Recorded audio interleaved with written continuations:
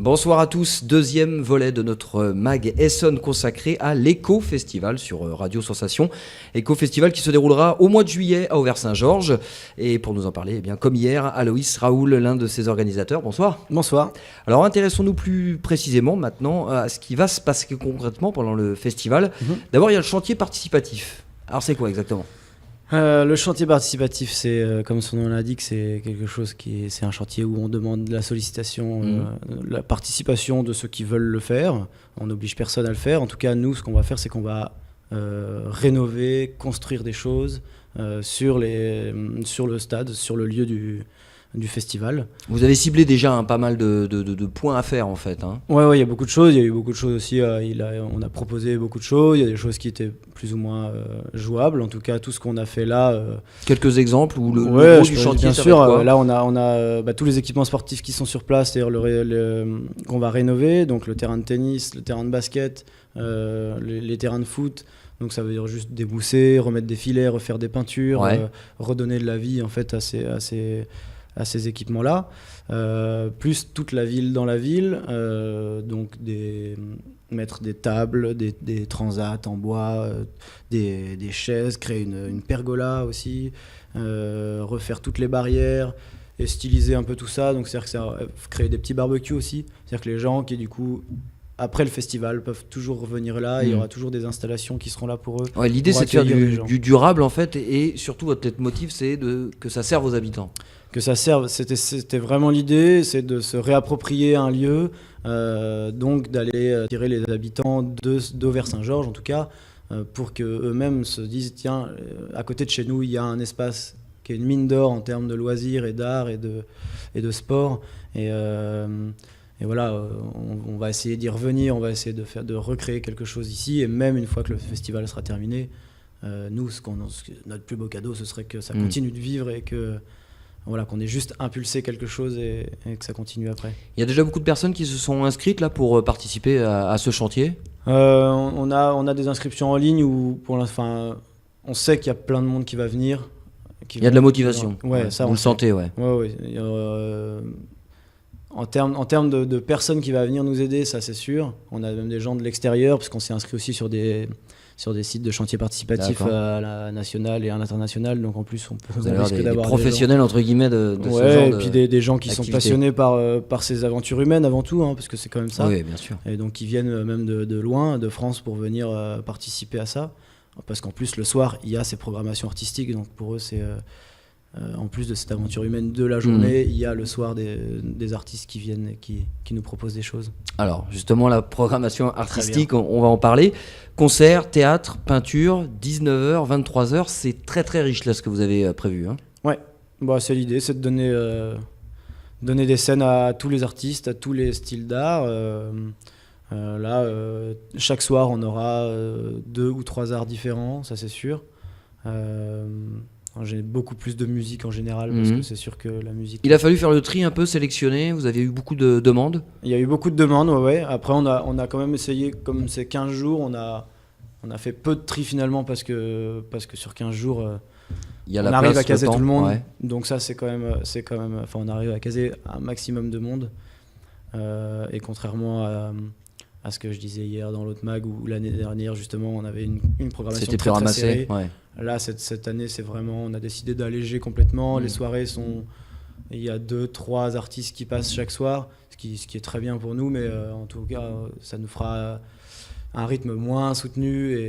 Et même pour les artistes, ce sera bien plus agréable. Ils auront le temps aussi d'aller discuter avec les gens, de discuter entre eux, de rester là aussi, parce qu'il y en a certains qui vont même vivre avec nous sur place. Profiter de la vie en communauté, qui ont très bien compris le concept. Ouais. Ces groupes d'artistes sont essentiellement du coin, là, du territoire. Coin, il y en a beaucoup. Il y en a aussi beaucoup d'ailleurs. Il y en a qui viennent de Bruxelles. Il y a une troupe de théâtre qui vient de Bruxelles. De l'Île-de-France, beaucoup, effectivement. Donc ça, et puis de chez nous, il y en a qui ça réveille. Il y a des artistes qui se dévoilent, dont on n'avait jamais entendu parler, et qui en fait sont à 2 pas de chez nous, mais qui poussent la porte et qui disent qu'ils existent. Et puis on le précise, tu nous le disais déjà hier, les artistes Ouais. viennent gracieusement, vous ne les payez pas en tout cas pour qu'ils puissent se produire. Non. Là, c'était clairement annoncé comme ça. En tout cas, ils viennent parce qu'ils ont compris le concept. Ils participent, ils partagent le projet, ils adhèrent au projet.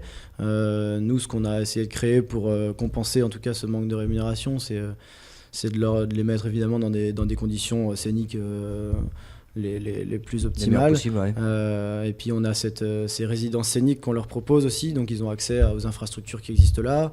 Je ne l'ai pas dit, mais il y a un chapiteau qui Oui. accueille le théâtre et le cinéma. Il y a une grande scène extérieure où du coup là, voilà, les artistes toute la journée, ceux qui sont là la journée, C'est libre accès pour eux, quoi. c'est libre accès pour eux. Il y a même, on peut même les accompagner dans leur démarche en fonction de ce qu'ils auront envie de travailler. Et puis voilà, il y en a certains même qui restent là, qui dorment même avec nous et donc ils mangent avec nous, ils vivent avec nous et en tout cas on les paye pas. Et vous n'avez pas oublié aussi qu'on sera en période de Coupe du Monde, vous diffuserez les matchs de l'équipe de France Ouais. sur un grand écran, je crois, hein, dans l'espace cinéma en fait. Effectivement, Ouais. c'est très difficile parce que du coup, comme les matchs sont pas annoncés, on tombe, je crois, dans les phases de quart de finale, huitième Ouais. de finale, quart de finale, demi-finale, finale.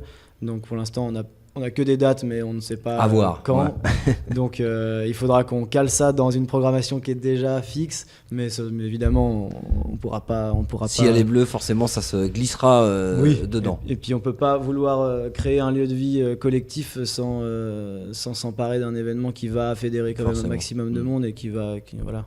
On peut pas se dire on va les laisser aller regarder un match de foot chez eux alors qu'on a envie qu'ils sortent et qu'ils se rassemblent. Il y a l'artistique, il y a le chantier dont on parlait, et puis il y a aussi toute la vie au quotidien, vie en communauté que vous organisez aussi sur les petites choses du quotidien, Ouais. la restauration, la buvette. Là, vous avez joué la carte locale, aussi bien, alors déjà au niveau de la politique de prix, où vous essayez de faire en sorte que chacun s'y retrouve, et puis surtout vous avez sollicité les commerçants et les artisans locaux. Exactement. C'est-à-dire que effectivement, soit on est public et on vient profiter de la programmation artistique, soit évidemment on adhère à ce festival, on vient vivre sur place de une nuit à 14 nuits si on a envie. Et effectivement, pour 1 euro par jour, celui qui adhère peut participer au chantier participatif, peut camper sur place, peut manger avec nous. Il va le manger en plus d'une certaine manière, c'est-à-dire Ouais. qu'on va récupérer des produits invendus dans les supermarchés. Donc vous avez déjà des environnants. partenariats en fait avec les supermarchés du Déjà, coin, ouais, ils sont déjà qui prêts. vous à donnent nous- leurs invendus. Exactement. D'accord.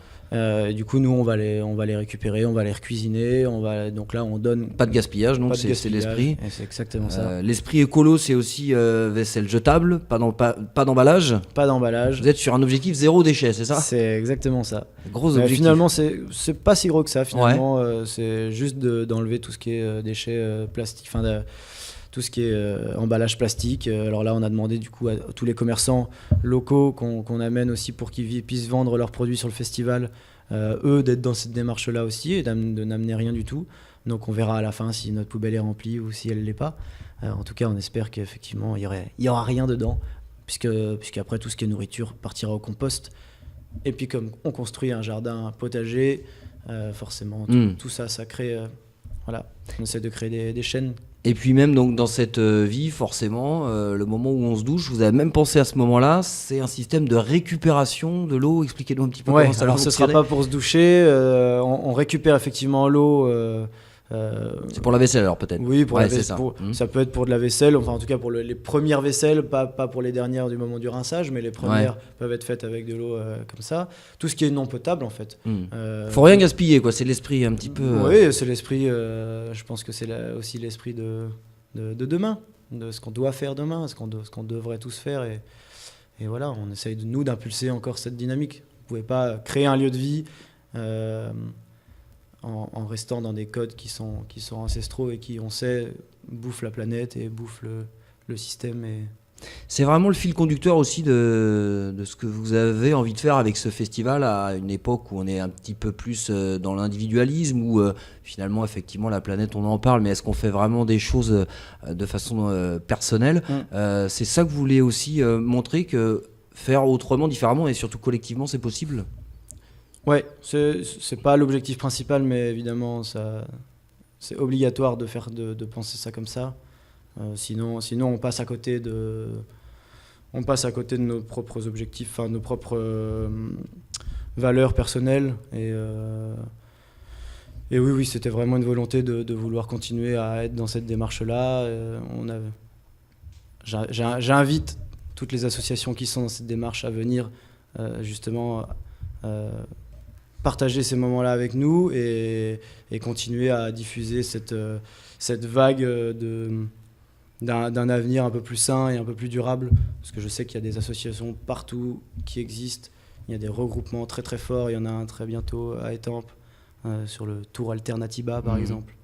Il y a des associations comme Colibri qui existent aussi. Ça prend effectivement. En tout cas, voilà. On vous souhaite beaucoup de monde. Le message est passé. Si vous nous écoutez, si vous regardez, n'hésitez pas donc à vous rendre à Auvers-Saint-Georges du 1er au 14 juillet. C'est pas simplement réservé aux habitants d'Entrevue-Néronard. Non, c'est pour tout le monde. Ouais. L'éco-festival, donc vous serez les bienvenus.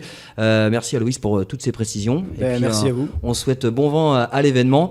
Et puis retrouvez cette émission et puis la précédente également pour tout savoir vraiment sur l'éco-festival sur notre site internet radiosensation.fr. Très bonne soirée à tous.